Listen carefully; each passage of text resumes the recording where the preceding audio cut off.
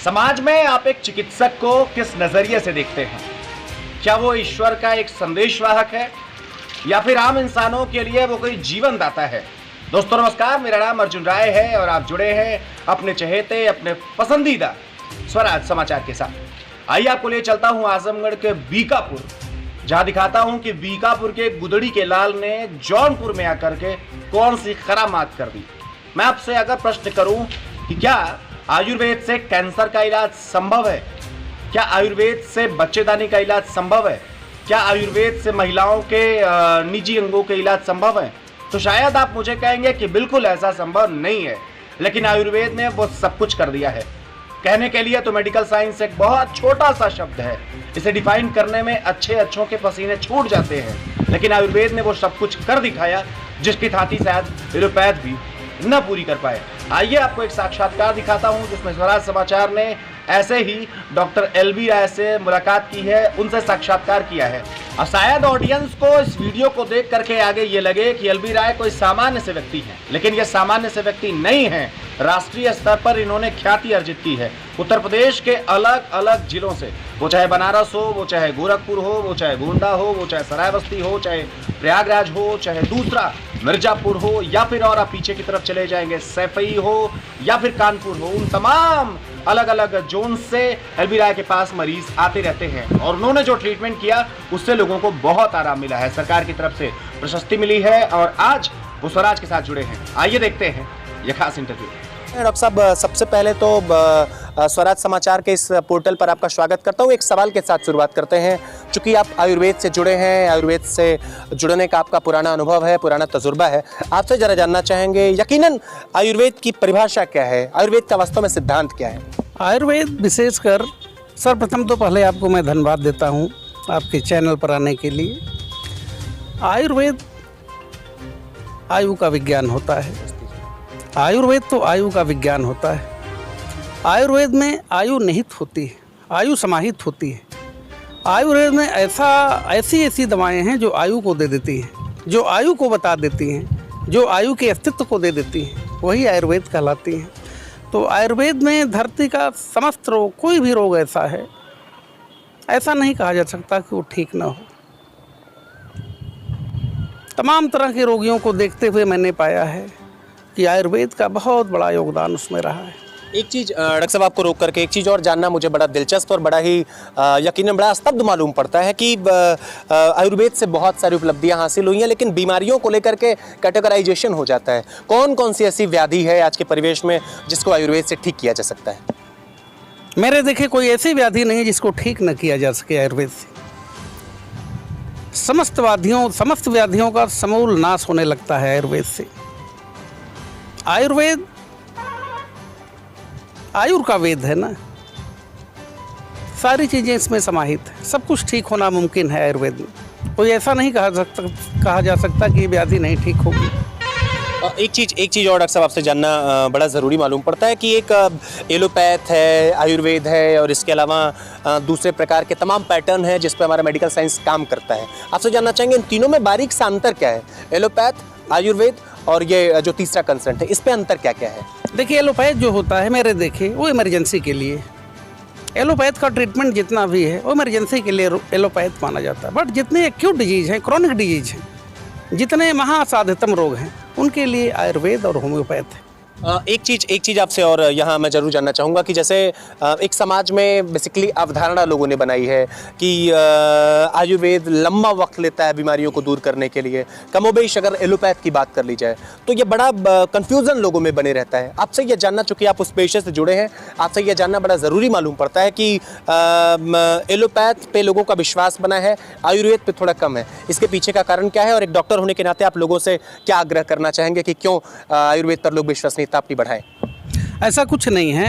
आयुर्वेद की दवाएं तो ऐसी हैं जो इंजेक्शन से भी तेज काम करती हैं, उनका रोल इंजेक्शन से भी बढ़ करके है। एक्चुअली आयुर्वेद मेरा विलुप्त होता जा रहा था। धीरे धीरे समय के साथ अब धीरे धीरे लोग आयुर्वेद की तरफ लौट रहे हैं। जितनी भी असाध्यतम बीमारी हैं, अब जैसे उदाहरण के तौर पर धरती का कोई एलोपैथ का डॉक्टर हो, अगर उसको लीवर की दवा लिखनी है तो आप देखे होंगे तमाम एमडी डॉक्टरों का, आपने भी देखा होगा कि उसमें LF52, लियोकान, लियो सैम्स, दुनिया भर की दवाएं लिखते हैं, वो दवाएं आयुर्वेद की ही होती हैं, वो एलोपैथ की नहीं होती। तो आयुर्वेद अपने आप में एक महासागर है, एक समुद्र है आयुर्वेद। आयुर्वेद कुछ भी कर सकता है, कहीं तक भी लड़ सकता है। एक चीज़ और डॉक्टर साहब यहाँ जानना बड़ा ज़रूरी मालूम पड़ता है, चूँकि कैंसर जिसे कहते हैं कि ये लाइलाज बीमारी है और इसको ठीक कर पाना शायद अब तक मेडिकल साइंस के बूते की बात नहीं रही है। चूँकि आयुर्वेद पर लोगों का विश्वास जमे और आपने कम से कम इस फील्ड में तमाम फीमेल्स के पर्सनल इश्यूज़ रहते हैं, आपसे ज़रा जानना चाहूँगा कि कैंसर को लेकर के आपने अनगिनत मरीज़ों को ठीक किया है और आपके पास तमाम वो रिकॉर्ड्स मैं देख पा रहा हूँ, आपके पास तमाम चीज़ें वो आपके पास हैं। आपसे ज़रा मैं ये जानना चाहूँगा ज़रा कि कैसे ये संभव हो पाया है कि आयुर्वेद से कैंसर के इलाज को ठीक किया जा सके। कोई ऐसा मरीज रहा हो, कोई ऐसा संस्मरण रहा हो तो आप मेरे दर्शकों को बताएं। आयुर्वेद से कैंसर का इलाज करना, आयुर्वेद का बहुत बड़ा योगदान इसमें रहा है। एलोपैथ से कैंसर का इलाज करना ठीक है, उसके बारे में ज़्यादा नहीं कुछ कह पाऊँगा, लेकिन आयुर्वेद का सवाल है। आयुर्वेद से कैंसर का इलाज करने में मैंने पाया है, हज़ारों हज़ार मरीजों में पाया है कि आयुर्वेद से जो भी ट्रीटमेंट कैंसर को दिया गया, कैंसर के रोगियों को जो भी इलाज किया गया, उसमें एक नई आभा, एक नई रोशनी मिली, एक नई लाइट मिली।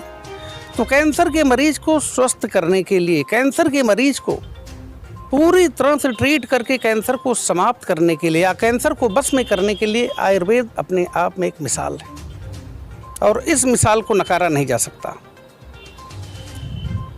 एक चीज़ और आपसे अंत में जानना मुझे बड़ा ज़रूरी मालूम पड़ता है कि जो ऑडियंस आपके साथ जुड़े हैं, चूँकि प्रदेश के अलग अलग कोने से लोग जुड़ेंगे, वीडियो को देखेंगे, आप उनसे क्या आग्रह करना चाहेंगे कि आयुर्वेद से वो कैसे जुड़े?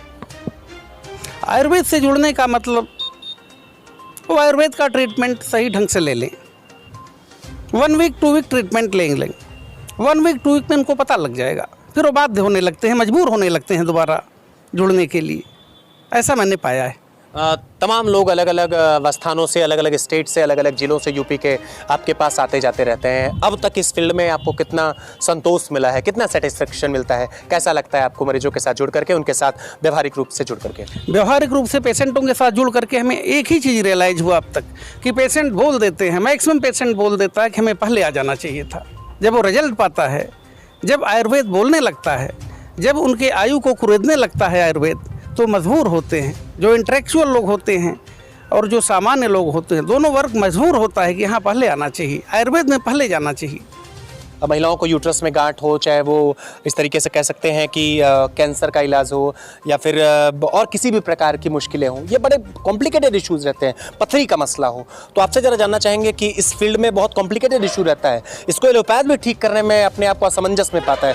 आपसे ज़रा जानना चाहेंगे कि आयुर्वेद को अब तक इस फील्ड में कितनी सफलता मिली, बेसिकली आपने इस फील्ड में कितना काम किया? देखिए, पथरी चाहे रीनल हो, चाहे पथरी गॉल ब्लैडर की हो या यूबी की यूरिनरी ब्लैडर की हो, पथरी पर मैंने पाया, बहुत सारे पेशेंटों पर पाया जो कि बर्फ़ की तरह पिघलने लगती है और मात्र 1 महीने के अंदर मैं सोनोग्राफी से पुष्टि करा देता हूँ। उस पथरी के शेप एंड साइज में भारी भरकम कमी आने लगती है जो कि अल्ट्रासाउंड बोलने लगता है। और दूसरा सवाल आपने पूछा, ओवरियन सिस्ट, ओवरियन फाइब्रॉयड, यानी बच्चेदानी में रसौली होना, बच्चेदानी में गांठ होना, ये कहीं भी हो सकती है। कुछ तो रसौलियाँ होती हैं जो कि कोलेस्ट्रॉल युक्त होती हैं, कुछ अनदर भी पाई जाती हैं।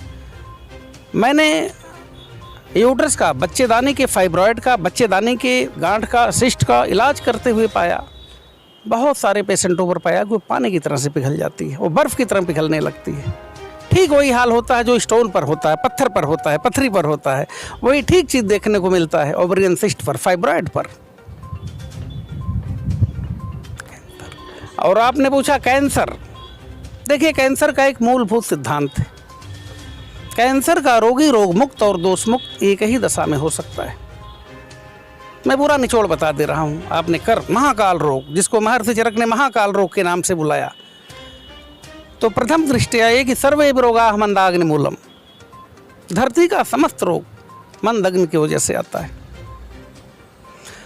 तो आयुर्वेद चिकित्सा विज्ञान में जो प्राचीन काल के वैज्ञानिक महर्षि कहते हैं कि कर्क रोगी यानी कैंसर रोगी, कैंसर का रोगी रोग मुक्त और दोष मुक्त एक ही दशा में होता है जब कैंसर की डेड सेल्स की जगह वहाँ नई सेल्स जनरेट हो जाए, वहाँ नई सेल्स फॉर्मेट हो जाए, वहाँ नई सेल्स जन्म ले ले, नई सेल्स बनने लगे तो कैंसर का रोगी रोग मुक्त और दोष मुक्त होने लगता है।